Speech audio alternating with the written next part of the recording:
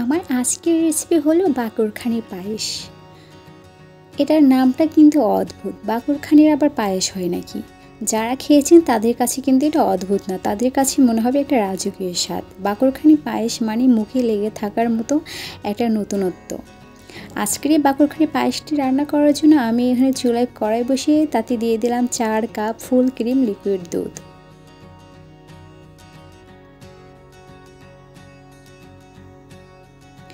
আজকে যে বাকরখানি পায়েসটা আমি বানাচ্ছি, এই বাকরখানিটা আমি নিজেই বানিয়েছি। ডেসক্রিপশনে আমি লিংক দিয়ে দেবো, চাইলে আপনারা দেখে আসতে পারেন।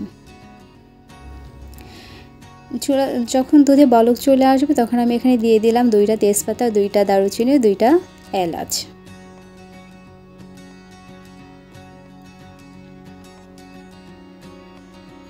পাঁচ থেকে 6 মিনিট মতো এই দুধটা আরও কিছুক্ষণ জাল করে নিচ্ছি। দেখে নিশ্চয়ই বুঝতে পারছেন দুধটা প্রায় অনেকটাই ঘন হয়ে এসেছে।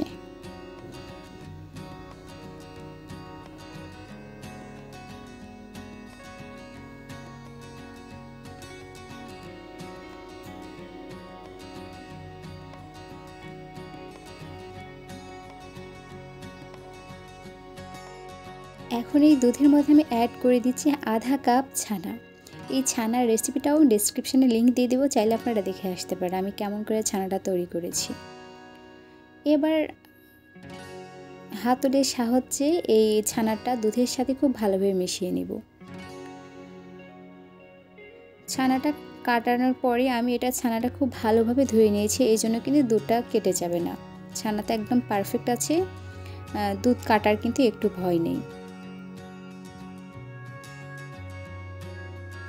যখন ছানাটা দুধের সাথে খুব ভালোভাবে মিশানো হয়ে যাবে তখন আমি এর মধ্যে অ্যাড করে দিব মিষ্টির জন্য চিনি। আমি এখানে তার আগে দিয়ে দিচ্ছি 1/3 কাপ নারকেল কোড়ানো, দিয়ে দিলাম 1/3 কাপ চিনি। আরও শাহি একটা স্বাদ নিয়ে আসার জন্য আমি এখানে 1 টেবিল চামচ ঘি ব্যবহার করেছি। আপনারা চাইলে এটা স্কিপও করতে পারেন, বাট একটা শাহি ফ্লেভার, একটা রাজকীয় স্বাদের জন্য কিন্তু ঘিটা দেওয়া আবশ্যক। হাতের কাছে না থাকলে আপনারা নাই দিতে পারেন। এখন ওই দুধ, চিনি, নারকেল এবং ঘি আরও 5 থেকে 6 মিনিট মতো জাল করে নিব। চিনিটা যখন পুরোপুরি গলে যাবে তখন আমি এর মধ্যে অ্যাড করে দিচ্ছি 1 চিমটি লবণ। মিষ্টি চিমটি কিন্তু লবণ দিলে স্বাদটা পারফেক্ট হয়। আমি এখন দারুচিনি, তেজপাতা এবং এলাচগুলো উঠিয়ে নিচ্ছি। দাঁতের নিচেটা পড়লে কিন্তু খুব বেশি একটা ভালো লাগে না, কেমন একটা বিদঘুটে লাগে।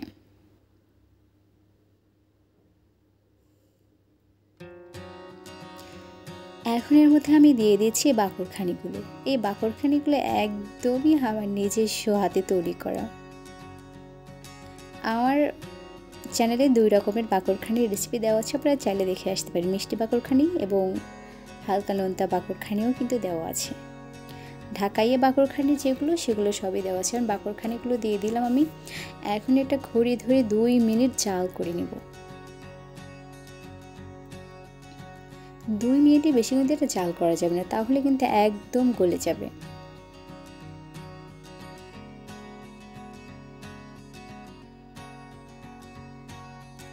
আমি যে ছানাগুলো ব্যবহার করেছি এই কারণে কিন্তু টেস্টটা অনেক বেশি বেড়ে গিয়েছে। এখন এটা ঢাকনা দিয়ে ঢেকে আমি রেখে দিয়েছিলাম প্রায় 1 ঘন্টার মতো। 1 ঘন্টা পরে ঠান্ডাও হয়ে গিয়েছে আর এটা একদম জমাট বেঁধে গিয়েছে, দুধগুলো একদম শুকিয়ে গিয়েছে।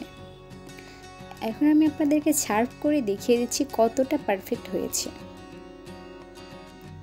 আশা করছি আজকে আমার এই রেসিপিটা আপনাদের কাছেও অনেক বেশি ভালো লাগবে। যদি ভালো লেগে থাকে তাহলে অবশ্যই সাবস্ক্রাইব করবেন আর কমেন্টস করে জানিয়ে যাবেন আপনার মতামত। যদি কখনো আপনারা এটা বাসায় বানিয়ে থাকেন তাহলে আমাকে জানাবেন আপনাদেরটা কেমন হয়েছিল।